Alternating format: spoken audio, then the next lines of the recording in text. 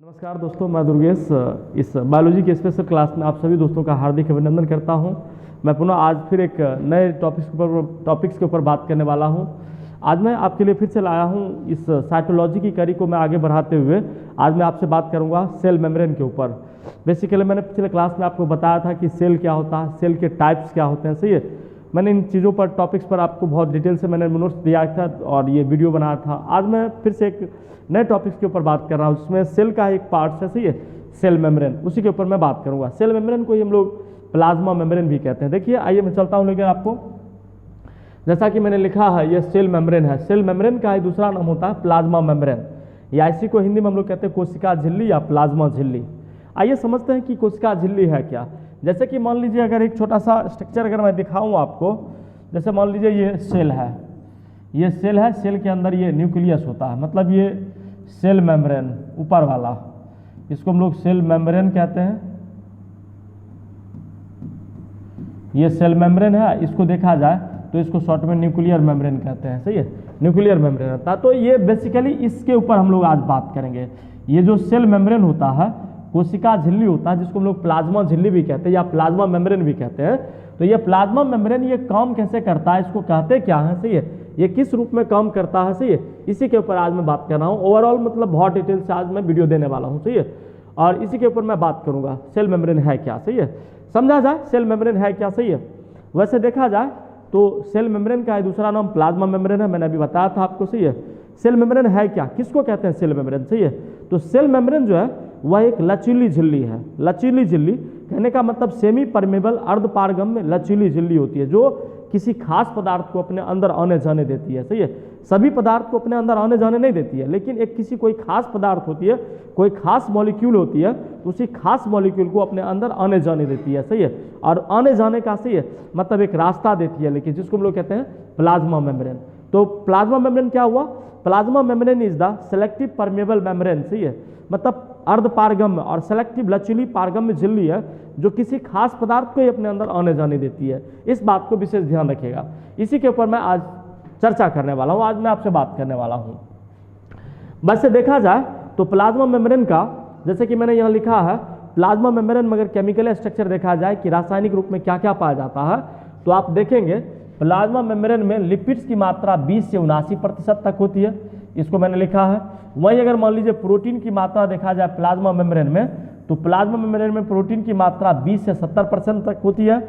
और वहीं ओलिगोसैकेराइड्स की मात्रा अगर देखी जाए तो लगभग 1.5% के आसपास जो है ओलिगोसैकेराइड्स पाई जाती है प्लाज्मा मेम्ब्रेन में। और वाटर तो है ही, सही है, वाटर के बगैर तो हम लोग अधूरे हो जाएंगे, सही है। तो वाटर जो है लगभग 20% के आसपास जो है प्लाज्मा मेम्ब्रेन में वाटर पाया जाता है। लगभग अगर मैं बात करूं, सही है, तो डी रॉबर्टीज थे, सही है, जिन्होंने सेल मेम्ब्रेन को मतलब डिस्कवर किया था, खोजा था, सही है। लगभग बात करूं तो 1895 ईस्वी में सेल मेम्ब्रेन की खोज हो गई थी। 1895 ईस्वी में कोशिका झिल्ली की खोज हो गई थी, सही है। कुछ रॉबर्ट हुक्स का भी नाम दिया जाता है कि इनका भी नाम जो है मतलब मुख्यतः डी रॉबर्टीज का ही नाम लिया जाता है सेल मेम्ब्रेन की रिसर्च के रूप में, सही है। वैसे डी रॉबर्टीज ने, सही है, मतलब डी रॉबर्टीज ने सेल मेम्ब्रेन की खोज की, सही है। इन्होंने सेल मतलब सेल मेम्ब्रेन को किस रूप में कार्य करता है, सही है, इन सारे स्ट्रक्चर का इन्होंने वर्णन किया। मैं बारी बारी से सबका मॉडल बताऊंगा आपको, सही है, कौन सा मॉडल, सही है, किसने लिखा, कौन आया और इस मॉडल के ऊपर क्या कार्य होता है, इसके ऊपर मैं चर्चा करूंगा, सही है। वैसे मैं आपको बता दूं, सही है, कि सेल मेम्ब्रेन जो है वह प्लांट सेल में भी और एनिमल सेल में पाया जाता है, सही है। एनिमल सेल में और प्लांट सेल में भी पाया जाता है, लेकिन थोड़ा सा अंतर होता है। एनिमल सेल में सिर्फ सेल मेम्ब्रेन पाया जाता है, लेकिन प्लांट सेल में देखा जाए तो प्लांट सेल में सेल वाल भी होते हैं, सही है, और सेल वाल के अंदर एक पतला सा लेयर होता है, सही है, जिसको हम लोग कहते हैं सेल मेम्ब्रेन, सही है। तो ये सेल मेम्ब्रेन मतलब दोनों में पाया जाता है, सही है। ये नहीं कि सिर्फ मतलब एनिमल टिश्यू में जो सेल मेम्ब्रेन पाया जाता है और प्लांट टिश्यू में सेल मेम्ब्रेन नहीं पाया जाता, सही है, ऐसी बात नहीं है, बल्कि प्लांट सेल में भी और एनिमल सेल में भी सेल मेम्ब्रेन पाया जाता है। तो मैंने इसका इतिहास बताया कि डी रॉबर्टीज ने सेल मेम्ब्रेन को डिस्कवर किया, सही है, और 1895 में इन्होंने सेल मेम्ब्रेन को हमारे बीच लाया। मैंने वैसे केमिकल स्ट्रक्चर भी आपको बता दिया हूं कि कैसे कैसे काम करता है, सही है। फिर से मैं आपको ये दिखा रहा हूं, अभी मैंने बोला था आपका कि जैसे मान लीजिए ये सेल मेम्ब्रेन है, अगर मैं 2 स्तर की बात करूं, 2 स्तर पर, तो अंदर में ये न्यूक्लियर मेम्ब्रेन रहता है, सही है, डबल लेयर का, और सेल मेम्ब्रेन भी एक आउटर लेयर, सही है, और एक इनर लेयर रहती है, सही है। तो 2 लेयर पर काम करती है, इसी 2 लेयर पर ये और दोनों काम करती है, सही है। तो एक को कहते हैं आउटर सेल मेम्ब्रेन, बाहरी वाला को अंदर वाला कहते हैं इनर सेल मेम्ब्रेन, सही है। वैसे देखा जाए तो इन्हीं छोटी सी बातों पर हम लोग इस सेल मेम्ब्रेन के छोटे से पार्ट्स पर हम बात करेंगे। एक हो जाता है ये वाला आउटर लेयर, एक अंदर वाला लेयर हो जाता है, सही है, और बीच में ये स्पेस रहती है, जगह रहती है, सही है। जैसे कि मान लीजिए अगर ये सेल मेम्ब्रेन दिखाया हूँ तो ये वाला भाग जो है इसको हम लोग कहते हैं आउटर मेम्ब्रेन, जैसा कि हमने लिख दिया है आउटर लेयर हुआ, सही है, सबसे बाहरी भाग। और सबसे अंदर भाग ये आउटर लेयर, इसकी बात करूँ तो ये इनर लेयर, ये वाला भाग, सही है, इनर लेयर होती है। और बीच में जो है वो फॉस्फोलिपिड भरा रहता है, जिसको हम लोग लिपिड भी कहते हैं, सही है। मतलब आउटर लेयर, मिडिल लेयर और इनर लेयर, इन 3 लेयर का जो है सेल मेम्ब्रेन बना होता है। मिडिल लेयर मतलब बीच वाला जो फॉस्फोलिपिड्स या लिपिड्स का बना होता है, सही है, मतलब, और आउटर लेयर जो वो प्रोटीन का बना होता है, ये वाला लेयर, सही है, मैंने यहाँ लिख दिया हूँ आउटर लेयर जो है ये प्रोटीन की बनी हुई है, सही है, ये। और यहाँ ये देखा जाए फॉस्फोलिपिड की और ये प्रोटीन की बनी होती है, सही है, मतलब 3 परत में ये रहती है। अगर देखा जाए तो आउटर लेयर की मोटाई जो है 20 एंगस्ट्रम के आसपास होती है, सही है। वहीं अगर मिड लेयर की बात करूं तो 35 एंगस्ट्रम के आसपास होती है, सही है। और मैं थोड़ा सा, सही है, निचले वाले मतलब सबसे निचली परत की अगर मैं बात करूं तो इसकी मोटाई भी 20 एंगस्ट्रम होती है। इनर लेयर की भी मोटाई 20 एंगस्ट्रम, सही है, बीच वाले की 35 एंगस्ट्रम, सही है, और यहाँ पर 20 एंगस्ट्रम इसकी लंबाई होती, मोटाई होती है, सही है। मतलब प्रोटीन और फॉस्फोलिपिड और प्रोटीन, सही है, टोटल ये 3 लेयर का जो है प्लाज्मा मेम्ब्रेन बना होता है, जिसमें सबसे बाहर वाला आउटर लेयर, अंदर वाला मिड लेयर, सही है, और सबसे अंदर में जो एक लेयर रहता है उसको हम लोग इनर लेयर कहते हैं। तो ये 3 लेयर होते हैं जो बेसिकली, सही है, इसके स्ट्रक्चर के रूप में काम करते हैं। वहीं देखिए मित्रों, मैं दिखाता हूँ आपको अल्ट्रा स्ट्रक्चर, सही है, कि किस रूप में काम करता है इसका, सही है। देखिए मैं ये अल्ट्रा स्ट्रक्चर लिखा हूँ सेल मेम्ब्रेन का, वैसे, सही है। सेल मेम्ब्रेन में देखिएगा मित्रों, सही है, तो सेल मेम्ब्रेन जो है ये यहाँ से अगर मैं बात करूँ इस बेसिस पर, सही है, तो ये इसकी मोटाई जो 25 एंगस्ट्रम होती है, सही है। यहाँ से मैं बात करूँ तो इसकी भी मोटाई यहाँ तक देखा जाए तो 25 एंगस्ट्रम, सही है। और टोटल ये बीच की मोटाई देखा जाए, मतलब ये हेड भाग, ये नीचे वाला टेल भाग रहता, सही है, इसकी मोटाई को देखा जाए तो ये भी मतलब 25, 25 और 25 कुल मिलाकर देखा जाए तो ये सेल मेम्ब्रेन की जो मोटाई होती है, टोटल थिकनेस जो होती है वो 75 एंगस्ट्रम होती है, 75 एंगस्ट्रम। इसको याद रखिएगा, थोड़ा काम देगा, सही है। तो ये सेल मेम्ब्रेन कुल देखा जाए तो, सही है। फिर से ये मैं बात करूं तो ये वाला हो गया, ये भी प्रोटीन की बनी होती है, सही है, जिसको हम लोग कहते हैं आउटर लेयर, सही है, ये आउटर लेयर होती है, सही है। वहीं इसकी अगर मैं बात करूं तो ये हो जाता है इनर लेयर मतलब आंतरिक परत होती है, सही है। और बीच में ये वाला जो लेयर होती है इसको हम लोग मिड लेयर कहते हैं, सही है, जो फॉस्फोलिपिड्स की बनी होती है, सही है। ऊपर वाला प्रोटीन की और नीचे वाला भी प्रोटीन की, और बीच वाली जो लेयर होती है वो मिड लेयर, सही है, वो फॉस्फोलिपिड की बनी होती है, सही है। वैसे यहाँ तक मैंने बताया, सही है, कि यहाँ से यहाँ तक देखा जाए तो 25 एंगस्ट्रम, इसकी भी मोटाई 25 एंगस्ट्रम, इसकी भी मोटाई। और अगर मैं ये पूरा हेड लेके बात करूँ तो हेड तक टोटल मोटाई जो है 35 एंगस्ट्रम हो जाती है। और हेड के ऊपर जो प्रोटीन का लेयर बना रहता है उसकी लंबाई, उसकी मोटाई जो मुख्यतः 20 एंगस्ट्रम, और नीचे वाला की भी मोटाई जो है 20 एंगस्ट्रम होती है, सही है। मैंने ये पार्ट बाय पार्ट में आपको समझाया, सही है। इस लेयर पर ये काम करता है, जो मुख्यतः ये प्लाज्मा मेम्ब्रेन का अल्ट्रा स्ट्रक्चर है, मतलब अति सूक्ष्म संरचना का हम लोग वर्णन करते हैं, सही है। आइए मैं चलता हूँ आगे दिखाता हूँ, सही है। अब लिखा गया मॉडल ऑफ प्लाज्मा मेम्ब्रेन, सही है। मॉडल ऑफ प्लाज्मा मेम्ब्रेन में देखा जाए, सही है, तो विविध प्रकार के वैज्ञानिक ने अपनी अपनी मतानुसार से अपने मत को रखा, सही, और उन्होंने बताया कि प्लाज्मा मेम्ब्रेन किस तरह से काम करता है, प्लाज्मा मेम्ब्रेन होता कैसे, सही है। उसी को मैंने लिखा है model of plasma membrane. Plasma membrane का मॉडल किस किस ने लाया, सही है। अगर पहले मैं बात करूँ, सही है, तो पहला नियम है, सही है, लेमेलर मॉडल ऑफ प्लाज्मा मेम्ब्रेन, सही है। ये लेमरल मॉडल ऑफ प्लाज्मा मेम्ब्रेन, सही है। इसको 2 वैज्ञानिक थे, डैप्सन और डेनियल, सही, इन दोनों ने लेकर लाया, सही। इसी को सैंडविच मॉडल या, सही है, सेल मेम्ब्रेन कहा जाता है, सही है। देखना, सही, सब लोग अच्छे से देखिएगा। ऊपर में जो है ये वाला लेयर, सही है, इसमें ये मुख्यतः प्रोटीन का ऊपर लेयर बना रहता है। ये वाला भाग अगर मैं देखूँ यहाँ से, सही है, ये वाला छोटा सा भाग, फिर यहाँ से ये भाग देखूँ, सही है, तो ये मैं बताता आपकी कि ये भी प्रोटीन का लेयर, ऊपर वाला भी लेयर, आउटर लेयर भी प्रोटीन का और इनर लेयर भी प्रोटीन का बना रहता, सही है। और बीच में जो है ये बीच वाले भाग को हम लोग फॉस्फोलिपिड कहते हैं, सही है।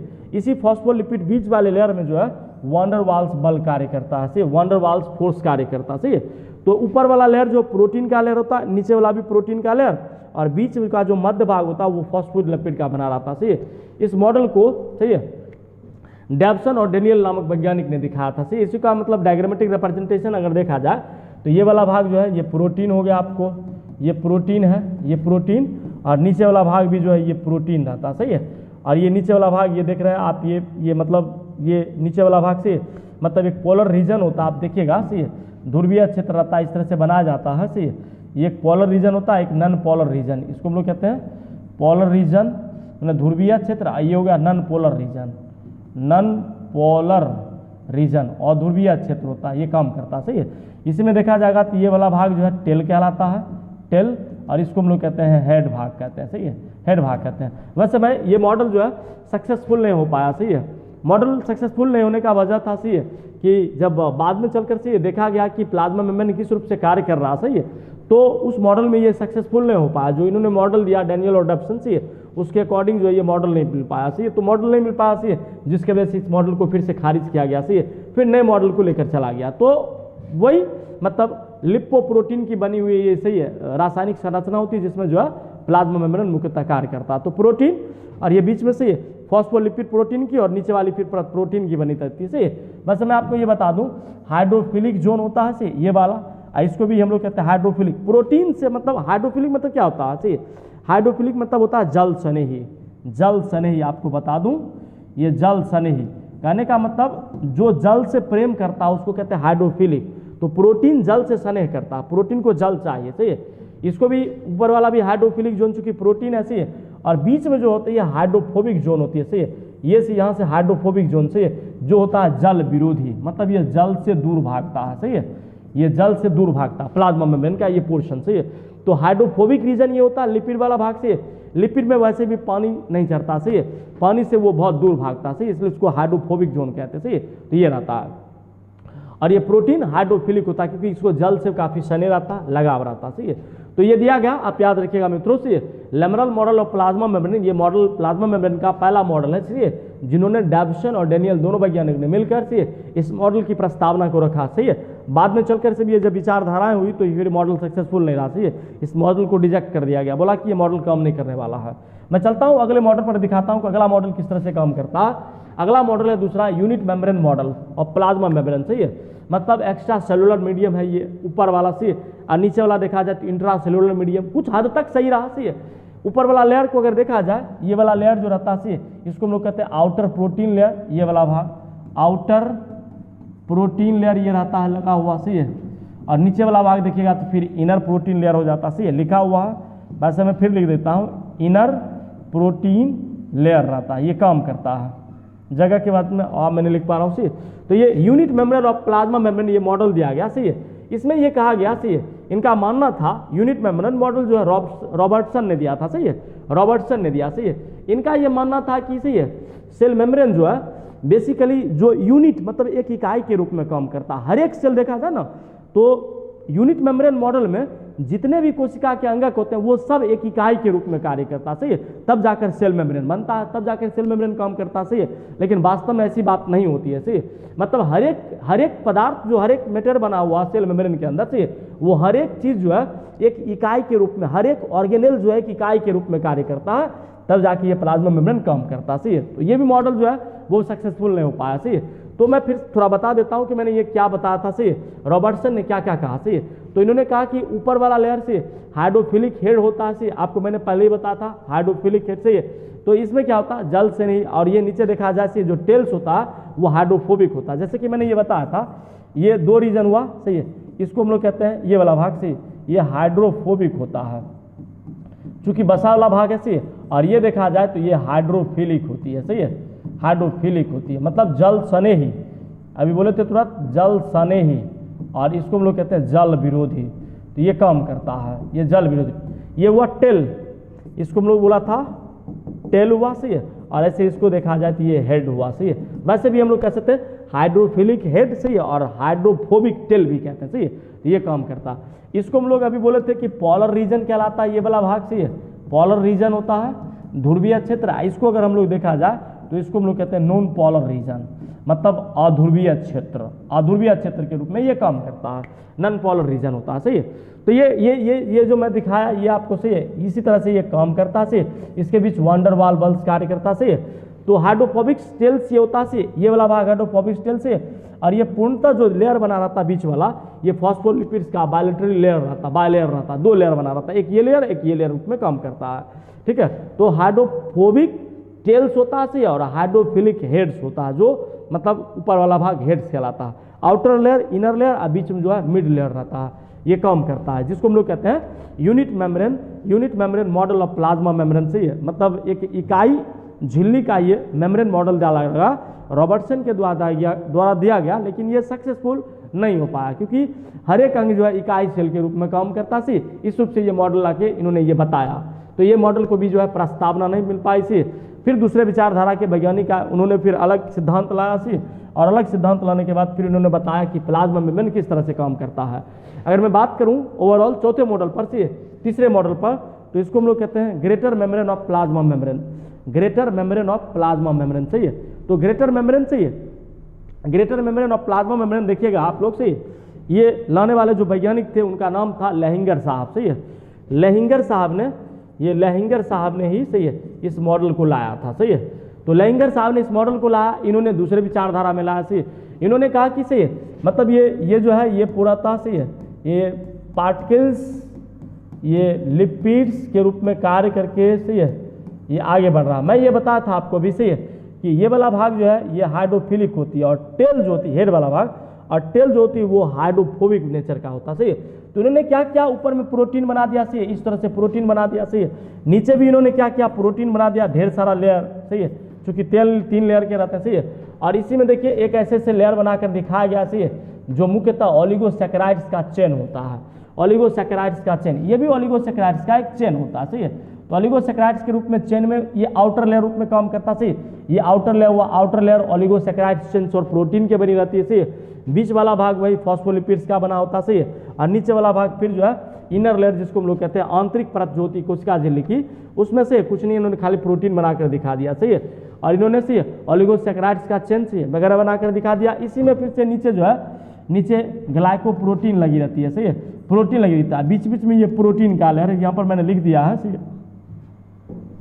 अब मैंने इसको क्या बोला था, ये वाला हेड जो है यहाँ भी लिख दिया हूँ, हाइड्रोफिलिक हेड होता है, ये वाला, इस तरह से जो ये संरचना बना रहे हैं ये हाइड्रोफिलिक हेड है, सही है। और वहीं पर ये देखा जाए, सही है, तो इसको हम लोग कहते हैं हाइड्रोफोबिक, ये टेल के रूप में काम करता है। ये भी हुआ हाइड्रोफिलिक टेल और ये भी हुआ हाइड्रोफिलिक टेल, और ये हो गया हाइड्रोफिलिक हेड होता है, और हाइड्रोफोबिक टेल होता है, सही है। जल विरोधी टेल होता है, जल स्नेही हेड होता है, सही है, ये काम करता है। इन्होंने लाया, सही है, लेहिंगर के द्वारा ये प्रपोज किया गया, लेहिंगर ने यह तीसरा मॉडल लाया प्लाज्मा मेम्ब्रेन को, जिसको हम लोग कहते हैं greater membrane model of plasma membrane, सही है। लेहिंगर के द्वारा यह प्रस्तावना को आगे लाया गया। वहीं मैं अगर चलूं अगले मॉडल की तरफ, सही है, तो अगला मॉडल है फ्लूइड मोजाइक मॉडल, सही है, फ्लूइड मोजाइक मॉडल, सही है। मतलब फ्लूइड मतलब होता है, सही है, द्रव, मोजाइक मतलब चित्तेदार संरचना होता है, सही है। और वहीं देखा जाए मॉडल तो आप समझ ही रहे, मॉडल हुआ, सही है, पीएम मतलब प्लाज्मा मेम्ब्रेन, सही है। तो प्लाज्मा मेम्ब्रेन का फ्लूइड मोजाइक मॉडल, सही है, सबसे सर्वमान्य मॉडल, सही है। इसको लाने वाले वैज्ञानिक थे निकोलसन और सिंगर, सही है, दोनों ने मिलकर, सही है, 1972 ईस्वी में लगभग इस मॉडल की प्रस्तावना रखी। 1972 में लगभग इस मॉडल को लाया गया था, सही है। और इन्होंने, सही है, निकोलसन और सिंगर ने, सही है, इसको बहुत अच्छे तरीके से बताया, सही है। और अच्छा तरीका ये, मैं दोनों चीज़ दिखाया उसी अपने में, और एक स्ट्रक्चर भी दिखाया ताकि आपको समझने में और दिक्कत ना हो, सही है। मोजाइक मतलब होता है चित्तेदार, सही है, चित्तेदार संरचना से किस तरह से काम करता है, जैसे कि इन्होंने क्या किया, प्रोटीन की कहीं कहीं एक इकाई बना दी, ये प्रोटीन बना हुआ, सही है। एक प्रोटीन क्या किया, दोनों मेम्ब्रेन मतलब आउटर लेयर और इनर लेयर के दोनों के बीच में सबमर्ज्ड कर दिया, सही है, जिसको हम लोग कहते हैं सबमर्ज्ड प्रोटीन। देख रहे हैं, यहाँ पे लिख दिया हूँ, सही है, सबमर्ज्ड प्रोटीन रहता। और क्या किया इन्होंने, हाइड्रोफिलिक हेड और हाइड्रोफोबिक टेल दोनों को, सही है, सिस्टमेटिक ढंग से सजा दिया, पूरे तरह से एकदम, सही है, मतलब टाइटली अरेंज कर दिया, सही है। जो बाहरी वाला लेयर था, सही है, इन प्रोटीन लेयर का नाम रख दिया इन्होंने एक्सट्रिंसिक प्रोटीन, सही है, बाहरी प्रोटीन हुआ, सही है। और जो अंदर वाला प्रोटीन था उनका नाम रख दिया इन्होंने इंट्रिंसिक प्रोटीन, आंतरिक प्रोटीन, सही है। और यहाँ पर भी इन्होंने लिख दिया, सही है, ये जो बने हुए, सही है, इसको इन्होंने लिखा हाइड्रोफिलिक हेड। यहाँ भी हाइड्रोफिलिक हेड है, ये भी हाइड्रोफिलिक हेड है, ये भी हाइड्रोफिलिक हेड है, जल स्नेही हेड। और वहीं ये जो पूछ रहता है, सही, इसको हम लोग कहते हैं हाइड्रोफोबिक टेल कहते हैं, सही, जैसे कि यहाँ पर लिख दिया हूँ, हाइड्रोफोबिक टेल रहता है, सही है। तो ये, सही है, इन्होंने क्या किया कि बर्फ रूपी, सही है, सही है, बर्फ रूपी मतलब समुद्र रूपी बर्फ में कोई बर्फ का टुकड़ा जो है, समुद्र रूपी देखा जाए बर्फ में कोई बर्फ का टुकड़ा तैर रहा है, समुद्र रूपी पानी में कोई बर्फ का टुकड़ा तैर रहा है, सही है। इस तरह से इन्होंने ये मॉडल को लाया, सही, निकोलसन और सिंगर, सही है। और मुख्यतः यही मॉडल जो है सर्वमान्य मॉडल है, सही है, प्लाज्मा मेम्ब्रेन का सबसे बेस्ट मॉडल है, सही है, सर्वमान्य मॉडल, सही है, जिन्होंने सब वैज्ञानिकों ने इनको स्वीकारा भी, सही है, और मान्यता भी दिया प्लाज्मा मेम्ब्रेन के मॉडल के संबंध में, सही है। आइए मैं इनके स्ट्रक्चर को फिर से दिखाता हूँ, सही है, ये मैंने अपने रूप में दिखाया आपको, सही है, फिर से समझिएगा मित्रों, सही है, ये मतलब इस तरह से ये काम कर रहा है लेयर, और नीचे वाला भी ये लेयर दिख रहा है, आप इस तरह से काम करता, सही है, ये आउटर लेयर, इनर लेयर से ये मिड लेयर हुआ, सही है। इसी तरह से मैं ये समझना, यहाँ पर देखिए लिखा गया से एक्स्ट्रा सेलुलर फ्लूइड रहती है, सही है, कार्बोहाइड्रेट का, ये सब मतलब ऑलिगोसैकेराइड्स का चेन रहता, सही है, ट्रांसमेम्ब्रेन प्रोटीन रहता से ग्लाइकोप्रोटीन वगैरह से इस रूप में ये धंसा रहता, इन्होंने भी सही लाया ग्लाइकोप्रोटीन रूप में। धीरे धीरे जो जो मॉडल का सुधार होते गया त्यों तो जो है मॉडल में कुछ ना कुछ बदलाव होते गए, लेकिन जितने भी वैज्ञानिक ने रिसर्च किया से सब ने कुछ आगे चलकर जो एक प्रस्तावना दिया, सब ने कुछ ना कुछ अच्छा दिया ताकि आज जो है एक हम सर्वमान्य मॉडल की तरफ पहुंच पाए, सही है। और देखा गया तो ये देखा गया मतलब बाहरी वाला जो है एक्सट्रिंसिक सेलुलर फ्लूइड्स कार्बोहाइड्रेट्स भरे रहते हैं, सही है। इसके नीचे देखा जाए ढेर सारे ये कोलेस्ट्रॉल भी भरे रहते हैं, इसके अंदर में देखा जाए कोलेस्ट्रॉल से, और फिर ये पेरिफेरल प्रोटीन रहता से जिसको हम लोग ये देखा जाए ये सबमर्ज प्रोटीन के रूप में काम करता है, मतलब दोनों सेल मेम्ब्रेन को से आउटर और इनर सेल मेम्ब्रेन के बीच में ये प्रोटीन सबमर्ज रहता है, डूबा हुआ रहता है, आधा डूबा हुआ, सही है, साइटोप्लाज्म के अंदर में, सही है। तो ये कोलेस्ट्रॉल रहता है, सही है, चूंकि चमड़ा है, सही है, मतलब सेल मेम्ब्रेन के रूप में कार्य कर रहा है, साइटोप्लाज्म गिरे रहता, और फिलामेंटस ऑफ साइटोस्केलेटन रूप में ये दिखाई देता, बहुत सारे फेब्रस ये रूप में दिखाई देता, सही है। तो ये मॉडल जो है निकोलसन और सिंगर के द्वारा लाया गया, सही है, 1972 में लगभग इसको प्रपोज किया गया, सही है, और इनको दिखाया गया कि ये मॉडल जो है फ्लूइड मोज़ेक मॉडल कहलाता, सही है, सबसे सर्वमान्य मॉडल लाया गया, सही है, प्लाज्मा मेम्ब्रेन का। तो ये 4 मॉडल कुल मिलाकर देखा जाए लाया गया, जिसमें सबसे अच्छा मॉडल रहा यही फ्लूइड मोज़ेक मॉडल, इसको समझिएगा, सही है। तो ये मॉडल रहा, सही, मैंने इसको अभी बताया, ठीक है। मैं आगे चलता हूँ, आपके लिए मैं क्या लाया हूँ प्लाज्मा मेम्ब्रेन मॉडल में, सही है। मैं अगर केमिकल स्ट्रक्चर की बात करूँ प्लाज्मा मेम्ब्रेन में जो है रासायनिक संगठन के रूप में क्या रहता है, तो इसकी बात करूँ तो इसमें प्रस्तावना के रूप में से मतलब प्लाज्मा मेम्ब्रेन जो है प्रोटीन, लिपिड्स, ऑलिगोसैकेराइड्स और 30 एंजाइम, क्या चीज, प्रोटीन, लिपिड्स, ऑलिगोसैकेराइड्स और 30 enzymes are participated in plasma in chemical structures in plasma membrane, सही है। मतलब प्लाज्मा मेम्ब्रेन में से ये सारे एंजाइम, सारे केमिकल सबस्टांसेस जब पार्टिसिपेट करते हैं, सही है, तो जाकर कुल मिलाकर केमिकल स्ट्रक्चर का निर्माण होता है, सही, मतलब प्लाज्मा मेम्ब्रेन जो है वो उससे बनता है, याद रखिएगा थोड़ा बहुत, सही है। अब मैं ले रहा हूँ फंक्शन ऑफ प्लाज्मा मेम्ब्रेन, बहुत इंपॉर्टेंट सी टॉपिक्स पर मैं बात करने वाला हूँ। Function of plasma membrane, plasma membrane के कार्य क्या है इसके ऊपर मैं बात कर रहा हूँ, ध्यान से समझिएगा, सही है। जैसे पहला लिखा गया परमिएबिलिटी, सही है, परमिएबिलिटी की का मतलब होता है पारगम्यता, सही है, पारगम्यता का मतलब ये हुआ कि प्लाज्मा झिल्ली जो होता है ना वो सेलेक्टिव परमिएबल मेम्ब्रेन है, सही है, अर्धगम चयनात्मक पारगम्य झिल्ली होती है, सही है, जिसमें कोई खास पदार्थ जैसे मान लीजिए ग्लूकोज हुआ, सही है, एमाइनो एसिड्स हो गया, सही है, फैटी एसिड्स हो गया, सही है, इसमें ग्लिसरॉल लिखा हूँ, H2O लिखा हूँ, गैस लिखा हूँ, सही है, इटसेट्रा ETC, सही है, इन सारे पदार्थ की परमिएबिलिटी होती है, सही है, पारगम्यता दी जाती है कि ये सब पदार्थ जो है सेल मेम्ब्रेन के द्वारा या प्लाज्मा मेम्ब्रेन के द्वारा आसानी से, सही है, मतलब आ जा सकते हैं, सही है। तो पहली ये फंक्शन देखा जाए, पहला कार्य ये हुआ परमिएबिलिटी का कार्य, सही है, कि आसानी से ये सब पदार्थ जो है आ जा सकते हैं। वहीं मैं दूसरा कार्य के ऊपर बात करता हूँ, सही है। दूसरा मैंने लिखा ऑस्मोसिस, सही है, समझिएगा, ऑस्मोसिस को हिंदी में लोग कहते हैं परासरण। परासरण क्या होती है, सही है, एक छोटा सा प्रयोग मैं दिखाता हूँ। जैसे कि मान लीजिए ये 2 बॉक्स मैंने बनाया है, सही है, इस बॉक्स में भी 1 लीटर पानी मैंने भर दिया है, सही है, इस बॉक्स में भी, इस डब्बे में मैंने 1 लीटर का पानी भर दिया, सही है। इसमें मान लीजिए मैं 500 ग्राम चीनी डाला हूँ, सही है, और इसमें अगर देखा जाए तो मतलब 100 ग्राम चीनी डाला हूँ, सही है। अब 100 ग्राम चीनी डाल दिया, सही है। एक नीचे बॉक्स ले लिया हूँ बड़ा सा, बीच में जो है ये सेमी परमेबल मेम्ब्रेन रख दिया हूँ, अर्ध पारगम्य झिल्ली है, शॉर्ट में लिखा हूँ सेमी परमेबल मेम्ब्रेन से अर्ध चयनात्मक अर्ध पारगम्य झिल्ली, सही है, ये रख दिया हूँ। अब दोनों लेयर को हमने इसमें डाल दिया, इसको भी इसमें उछाल दिया, इसमें भी, मान लीजिए इसका A नाम हुआ, इसका B नाम हुआ। जब दोनों को डालें तो ये देखिए 500 ग्राम चीनी डाला हुआ तो इसका कंसंट्रेशन हाई होगा, इसकी सांद्रता उच्च होगी, इसको हम लोग कहेंगे हाई, मतलब हाई कंसंट्रेशन, हाई कॉन्क, ये रहेगा। अब वहीं अगर मैं इसकी बात करूं तो ये लो कंसंट्रेशन होगी, ये लो कंसंट्रेशन में मैं तीर नीचे करके वो दिखा दिया हूँ, सही, मतलब ये इसकी सांद्रता उच्च होगी और इसकी सांद्रता निम्न होगी, सही है, इसकी सांद्रता निम्न होगी और इसकी सांद्रता उच्च होगी। क्योंकि इसमें 100 ग्राम चीनी डाला हुआ है, इसमें 500 ग्राम चीनी डाला हुआ, लेकिन पानी की मात्रा दोनों सेम है, इसका भी पानी 1 लीटर, इसका भी पानी 1 लीटर है, सही है। और 1 लीटर में जब मैं इस अर्धपारगम्य झिल्ली के माध्यम से देखता हूँ, सही है, जब इसमें डालता हूँ तो ये 1 लीटर पानी इसमें रहती है और 1 लीटर पानी इसमें रहता है, सही है। और ये इसका सॉल्यूशन का जो विलयन का जो है कंसंट्रेशन वो ऊंचा है और इस सॉल्यूशन का जो कंसंट्रेशन है वो निम्न है, सही है। मतलब ये जो विलयन हुआ ये हाइपरटोनिक सॉल्यूशन हो गया और इस विलयन को हाइपोटोनिक सॉल्यूशन कहेंगे, सही है, कम सांद्रता वाला विलयन। तो अब क्या होता है समझिएगा, ऑस्मोसिस क्या है, परासरण क्या है, सही है। जब विलयन जो है, विलयन अर्ध पारगम्य झिल्ली को झेलते हुए, सही है, मतलब लो कंसंट्रेशन से उच्च कंसंट्रेशन की ओर, लो कंसंट्रेशन से हाई कंसंट्रेशन की ओर, से निम्न सांद्रता से उच्च सांद्रता की ओर विलयन का प्रवाह होता है, तो इस प्रक्रिया को परासरण कहते हैं, सही है। फिर से समझिएगा मित्रों, से इंग्लिश में भी मैं हिंदी में भी बोल देता हूँ, say when the two solutions are separated from the semi permeable membrane, सही है, from the semi permeable membrane from the low concentration to high concentration, सही है, इज कॉल्ड ऑस्मोसिस। परासरण एक वैसी प्रक्रिया है, हिंदी में परासरण एक वैसी प्रक्रिया जिसके माध्यम से विलयन निम्न सांद्रता से उच्च सांद्रता की ओर जाती है, सही है, और एक समय ऐसा आ जाता है कि वह ऑस्मो रेगुलेशन का कंडीशन ला देता है, सही है। जब दोनों विलयन की सांद्रता से सेमी परमेबल मेम्ब्रेन के माध्यम से अगर बराबर हो जाती है तो वैसे कंडीशन को हम लोग कहते हैं ऑस्मो रेगुलेटरी कंडीशन, सही है, जिसमें दोनों विलयन जो है, विलयन ए और विलयन बी दोनों की सांद्रता बराबर हो जाती है, सही है। तब विलयन जो है मतलब एक साइमल्टेनियस स्टेज में आ जाती है, सही, एक समगमता की स्थिति में आ जाती है, जिसको हम लोग ऑस्मो रेगुलेशन कंडीशन कहते हैं, सही है। तो ये समझिएगा ऑस्मोसिस का ये काम रहता है, सही।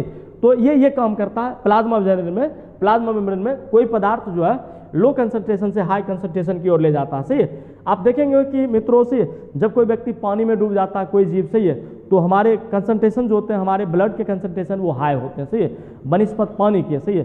तो जब पानी में या नदी में कोई व्यक्ति डूब जाता है तो आसानी से दिखेगा कि उसके अंदर जो है पूरा पानी मतलब समा जाता है और व्यक्ति जो फूलकर पूरा मोटा हो जाता है, सही है।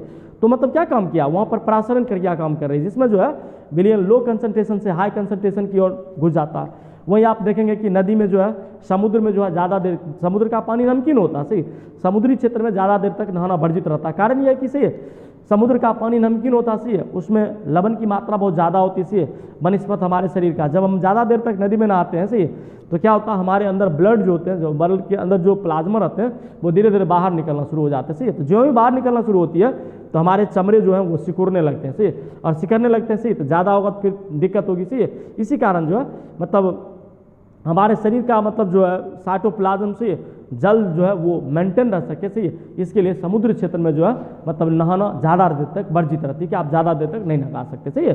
तो मतलब चूंकि पानी रहता है और नमकीन पानी बहुत ज़्यादा दिखेगा उसमें, से नमकीन पानी जो वो बहुत ज़्यादा कंसनट्रेटेड होती है, सही है, हाइपरटोनिक सॉल्यूशन होता है और ब्लड हमारा जो है हाइपोटोनिक में रहता है, सही है, इसलिए वो आसानी से हमारे ब्लड को खींच लेता है, सही है।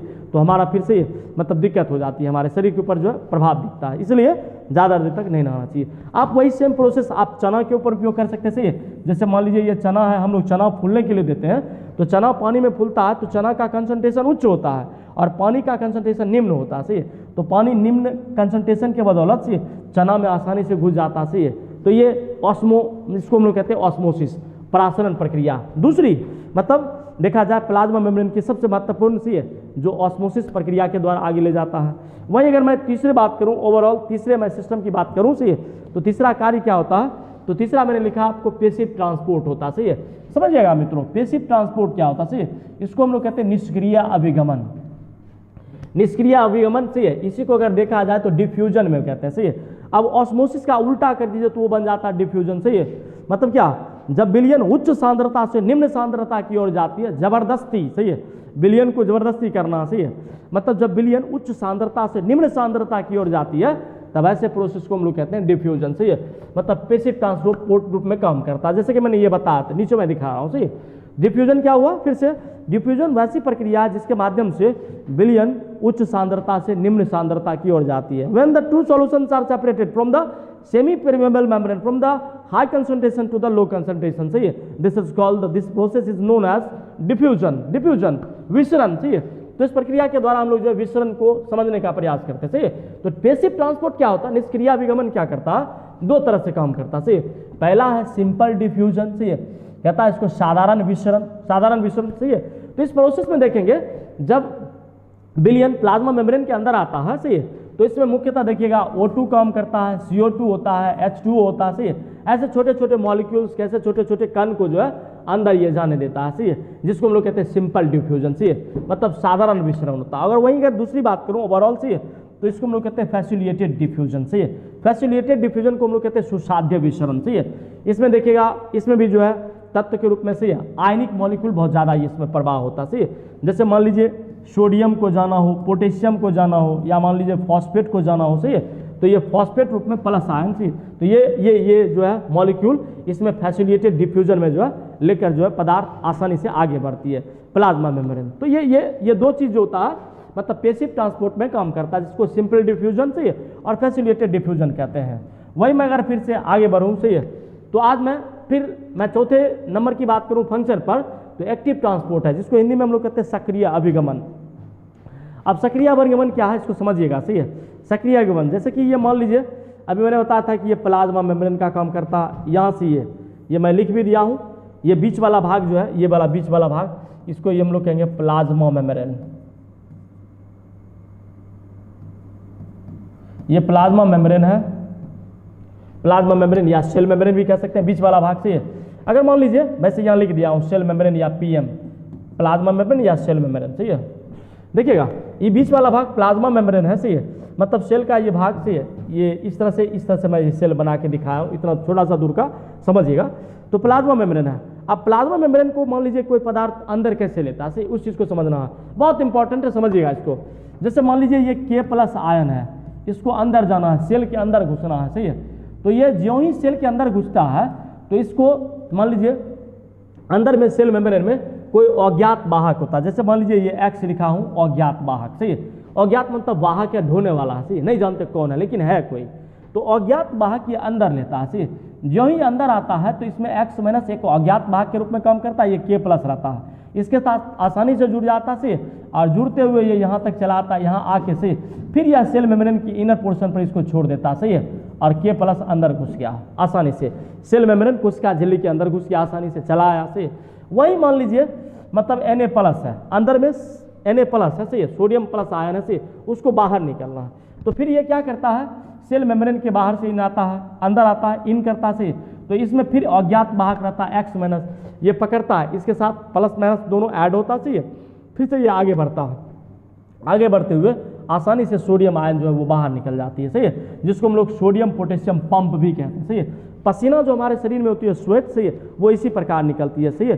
कोई जो गंदगी रहती है अंदर में, सोडियम पसीना निकलना बहुत जरूरी होता है, क्योंकि वो वर्ज्य पदार्थ के रूप में काम करता, सही है, तो वो जितना निकलता, सही है, तो बाहरी टेम्परेचर और आंतरिक टेम्परेचर दोनों को जो है मेंटेन करता, सही है। तो बहुत ज़्यादा गर्मी लगती है, ओवरऑल बहुत ज़्यादा गर्मी होती है, सही है, तो वैसे कंडीशन में देखिएगा हमारे शरीर से पसीना निकलने लगता है, सही है।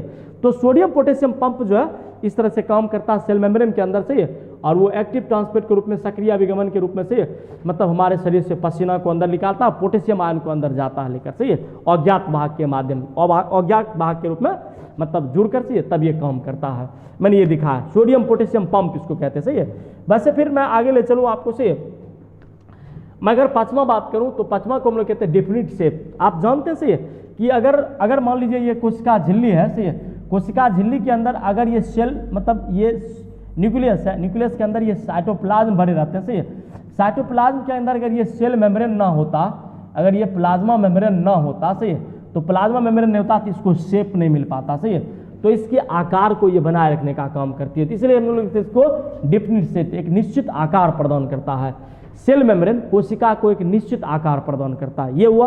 अगर मैं छठा बात करूं, सही है, तो प्रोटेक्शन, सही है, मतलब सुरक्षा। सेल मेम्ब्रेन जो है, जो सेल के अंदर कोशिकीय अंगक होते हैं, चाहे वो माइटोकॉन्ड्रिया हो, राइबोसोम हो, गोल्जी बॉडी हो, लाइसोसोम हो, इंडोप्लाज्मिक रेटिकुलम हो, सेंट्रियोल हो, सही है, जो भी सेल्स ऑर्गेनेल्स होते हैं, जो भी कोशिकीय अंगक होते हैं, उन सबको ये प्रोटेक्शन देता है, सही है, सुरक्षा प्रदान करता है ये सेल मेम्ब्रेन, सही है। तो ये दो बेसिस पर 5-6 नंबर, सही है, मैं 7वां नंबर भी दिखाता हूँ, सही है, और इसके कार्य हो सकते हैं, सही है, कार्य के रूप में देखिएगा बहुत महत्वपूर्ण, सही है, इंडोसाइटोसिस, सही है। इंडोसाइटोसिस क्या कहते हैं, सही है, इंडोसाइटोसिस में देखिएगा, सही है, मैं इन दोनों को, एक होता है एक्सोसाइटोसिस, में आगे दिखा रहा हूँ उसको, सही है। इंडोसाइटोसिस में देखिएगा 2 बेसिस पर काम करता है। पहला होता है, सही है, फेगोसाइटोसिस, या इसी को हम लोग कहते हैं सेल ईटिंग, सही है, मैंने फेगोसाइटोसिस इसको कहते हैं निगलना, फेगोसाइट्स को निकल जाना, या सेल ईटिंग, सेल को खा जाना, सही है। अब इसमें देखिएगा सॉलिड, ठोस, मतलब फेगोसाइट किस बेसिस पर काम करता है, सॉलिड, मतलब कोई ठोस पदार्थ है तो ठोस पदार्थ को अंदर निकलना, जैसे कि मान लीजिए ये सेल मेम्ब्रेन है, ये सेल मेम्ब्रेन मैंने इसको बना के दिखाया है, ये कोई ठोस पदार्थ है, सॉलिड पदार्थ है, सही है, या भोजन के रूप में अंदर ले रहा है, ये सेल मेम्ब्रेन के अंदर आया, सही है, ये पहले फूड कप बना लेता, सही है, ये सॉलिड पदार्थ अंदर आया और अंदर आके एक समय ऐसा आता पूरी तरह से कप बना लेता, सही है, जिसको हम लोग फूड वैक्यूल कहते हैं, और यह फूड वैक्यूल फिर यहाँ से सेल मेम्ब्रेन जुड़कर यहाँ फूड वैक्यूल बन देता है, सही है, खाद्यदानी बना लेती है, इस प्रकार जो है अंदर जाना, सही है, मतलब इसको कहते हैं सेल ईटिंग। किसी भी सॉलिड मटेरियल को, किसी भी ठोस पदार्थ को जो है सेल मेम्ब्रेन आसानी से अंदर कर लेता, सही है, जिसको हम लोग कहते हैं, सही है, सेल ईटिंग या फेगोसाइटोसिस कहते हैं, या सेल ईटिंग, सही है। तो समझिएगा, फेगोसाइटोसिस में सही है मुख्यतः सॉलिड मटेरियल का अंतर्ग्रहण होता है, इंडोसाइटोसिस होता है, सही है। वहीं अगर मैं दूसरा बात करूं तो दूसरा होता है पाइनोसाइटोसिस, से पाइनो, जिसको हम लोग कहते हैं सेल ड्रिंकिंग, सही है, इसमें मुख्यतः लिक्विड का अंतर्ग्रहण होता है, सही है, लिक्विड मतलब द्रव होता है, सही है, जैसे कि मैंने यहाँ दिखाया आपको, ये द्रव है, ये सेल मेम्ब्रेन है या प्लाज्मा मेम्ब्रेन है, सही है, इसके अंदर जो है लिक्विड, यहाँ मान लीजिए लिक्विड ढेर सारा रखा हुआ, सही है। अब ये लिक्विड क्या करेगा, अंतर्ग्रहण करेगा, तो लिक्विड जो ही यहाँ पर आता है तो इसके अंदर एक फूड कप बन जाता है, इस तरह से ये फूड कप काम करता से ये लिक्विड बन गया। इसमें देख रहे हैं अगले में ये सेल मेम्ब्रेन से, ये भी सेल मेम्ब्रेन से, ये प्लाज्मा मेम्ब्रेन के, तो अंदर बन गया, ये कप की तरह बन जाता है, और कप की तरह बन के से सेल मेम्ब्रेन अंदर टूटकर फिर चला आता, सही, एक फूड वैक्यूल का निर्माण कर लेता है, एक खाद्यदानी का निर्माण कर लेता है, सही है। इस प्रोसेस को हम लोग प्राय कहते हैं पाइनोसाइटोसिस या सेल ड्रिंकिंग, सही है, मैंने सेल के बाहर से जो लिक्विड पदार्थ होता है उसको अंदर पी लेता है, सही है, तो इसको हम लोग कहते हैं सेल ड्रिंकिंग करना, सही है, सेल को ड्रिंक कर लेता है, सही है, और वहीं इसको हम लोग फेगोसाइटोसिस को सेल ईटिंग कहते हैं। तो ये इंडोसाइटोसिस इस दो प्रोसेस का नाम है, सही है। वैसे मैं एक जगह पूरे दिखाता हूँ इंडोसाइटोसिस और एक्सोसाइटोसिस क्या होता है, सही है। जब हम किसी सेल को, जब किसी मटेरियल को जब अंदर लेते हैं, सही है, तो उस मटेरियल को, वर्ज्य पदार्थ को बाहर निकालना भी बहुत जरूरी होता है, सही है, क्योंकि बाहर नहीं निकालेंगे तो फिर वो रिजर्वायर फूड के रूप में रहेगा, सही है, तो फिर अंदर कोई मटेरियल जा नहीं पाएगा, सही, तो उसको निकालना बहुत जरूरी होता है, सही है। तो कैसे निकालते हैं हम लोग, सही है, देखिए इसके रूप में हम लोग इसको अगला टर्म में लिखा है लास्ट, सही है, जिसको हम लोग कहते हैं एक्सोसाइटोसिस, एक्सोसाइटोसिस, जिसको हम लोग कहते हैं सेल सिक्रीशन, कोशिकीय स्राव, से बहिर्गमन हिंदी में कह दीजिए, सही, एक्सोसाइटोसिस बहिर्गमन से, या इसी को हम लोग कहते हैं सेल वोमिटिंग, से वोमिटिंग मतलब उल्टी कर देना, सही है, वोमिटिंग कर देना, बाहर निकाल देना, सही है। समझिए मित्रों, मैं एक प्रोसेस समझाता हूं, जैसे कि मान लीजिए ये सेल है, सही है, सेल में कोई चीज मान लीजिए बाहर रखा हुआ, सही है, ये बाहर रखा हुआ इस सेल को अंदर लेना, सही है, ये अंदर लेना, सही है, ये सेल अंदर आएगा, ये सेल अंदर जाएगा, तो सेल, सही है, सेल अंदर गया, ये मान लीजिए सेल में, ये एक सेल है कोशिका झिल्ली से, मान लीजिए ये सेल है, इसके अंदर किसी पदार्थ का जाना, चाहे वो सॉलिड मटेरियल हो या लिक्विड मटेरियल हो, सही है, तो ये अंदर घुसता ना, अंदर जाने की प्रक्रिया को हम लोग कहते हैं इंडोसाइटोसिस। अंदर जाने की प्रक्रिया क्या हो गया, इंडोसाइटोसिस, सही है। अब अंदर जो ही जाता है तो देखिएगा कि आप छोटे छोटे समूह में लाइसोसोम रहा करते हैं, ये लाइसोसोम रहते हैं, ये लाइसोसोम इसको हेल्प करता, सही है, और ये लाइसोसोम के साथ आसानी से मिल जाता, सही है, ये लाइसोसोम दोनों आया, ये इधर से ये आया, से दोनों मिलके ये दोनों हो जाते हैं एक। अब एक होने के बाद इसको पचा लेते हैं, और सेल में पचाने के बाद से पुनः इस सेल से बाहर भी निकालना जरूरी होता है, सही है, सेल आया पूरा पचा के इस सेल को यहाँ तक लाया, सही है, अब यहाँ लाके, यहाँ पर लाके, सही है, सेल इसको फिर बाहर छोड़ देता है, सही है।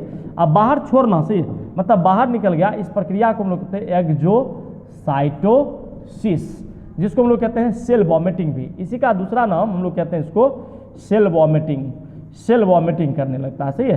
तो ये सेल वॉमिटिंग रूप में ये कार्य करता है, सेल वॉमिटिंग कर देना, मतलब किसी पदार्थ को, सही है, चाहे वो सॉलिड मटेरियल हो, सही है, सॉलिड मटेरियल हो या मान लीजिए लिक्विड मटेरियल हो, सही है, तो अंदर वो लेता है, सही है, तो अंदर लेने की प्रक्रिया को हिंदी में अंतर्ग्रहण या इंडोसाइटोसिस, सही है, और इन पदार्थों को पचाकर शरीर में से एनर्जी भरकर, ऊर्जा लेकर फिर से शरीर से बाहर निकालना, मतलब सेल से बाहर निकाल देना, सही है, इस प्रक्रिया को हम लोग कहते हैं एक्सोसाइटोसिस, सही है, एक्सोसाइटोसिस, सही है। सेल ये हुआ, सेल ईटिंग कहिए या सेल ड्रिंकिंग के रूप में काम करता है, सही है, सेल ईटिंग के रूप में या सेल ड्रिंकिंग के रूप में काम करता है, सही है, वहीं इस सेल में पचे हुए से अपशिष्ट पदार्थों को फिर बाहर निकाल देता है, सही है, जिसको हम लोग कहते हैं सेल वॉमिटिंग कर देना, सेल उल्टी कर देता है, सही है।